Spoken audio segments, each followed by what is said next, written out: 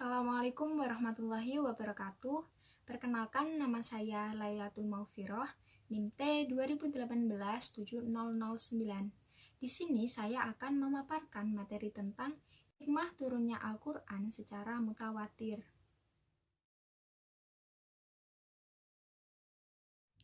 Hikmah turunnya Al-Quran secara mutawatir.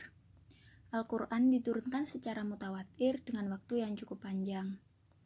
Dengan demikian, bukan berarti Al-Quran lebih besar dibandingkan dengan kitab-kitab yang diturunkan kepada Nabi dan Rasul-Rasulnya terdahulu. Akan tetapi, tujuan utama mengapa Al-Quran diturunkan secara mutawatir karena Al-Quran diturunkan bukan dalam bentuk tulisan, tetapi berupa bacaan. Hikmah turunnya Al-Quran secara mutawatir yang pertama yaitu untuk menguatkan hati dan memperkuat tekad Nabi Muhammad, terutama dalam rangka menerima kalam Allah dan melaksanakan tugasnya sebagai seorang utusan Allah. Hal ini dikemukakan dalam surah Al-Furqan ayat 32, yang berarti, berkatalah orang-orang yang kafir, mengapa Al-Quran itu tidak diturunkan kepadanya sekali turun saja? Demikianlah, supaya kami perkuat hatimu dengannya dan kami membacakannya secara tartil. Maksud dalam ayat tersebut adalah untuk memantapkan ayat-ayat itu di hati Rasulullah. Dengan demikian, memudahkan untuk menerima, memahami, dan menghafalkannya. Untuk mengokohkan hati Nabi Muhammad dan memperkuat tekadnya saat menyelesaikan masalah-masalah yang dihadapinya. Dan juga untuk mendatangkan ketenangan hati.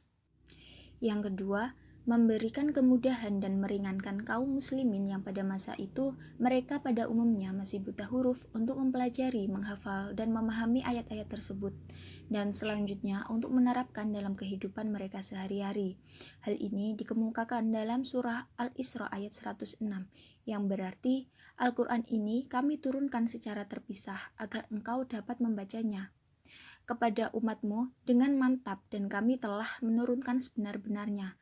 Dan juga difirmankan dalam surah Al-Jumu'ah ayat 2, yang berarti dialah yang mengutus kepada kaum yang buta huruf seorang rasul di antara mereka yang membacakan ayat-ayatnya kepada mereka. Maksud dari kedua ayat tersebut adalah untuk memudahkan umat menghafal Al-Quran, untuk memudahkan umat memahami Al-Quran, untuk mempersiapkan bangunan Al-Quran dengan landasan yang sempurna, untuk membangun umat secara bertahap menuju bentuk yang sempurna, untuk meneguhkan hati orang-orang yang beriman, meringankan beban dalam mengamalkan dan menyiarkan Islam. Yang ketiga, menetapkan dan menerapkan hukum samawi secara tadaruj dalam kehidupan umat manusia sesuai dengan kebutuhan dan perkembangan dinamika masyarakat masa itu. Di samping itu juga memberikan petunjuk bahwa Al-Quran itu diturunkan dari Zat yang Maha Bijaksana lagi Maha Terpuji.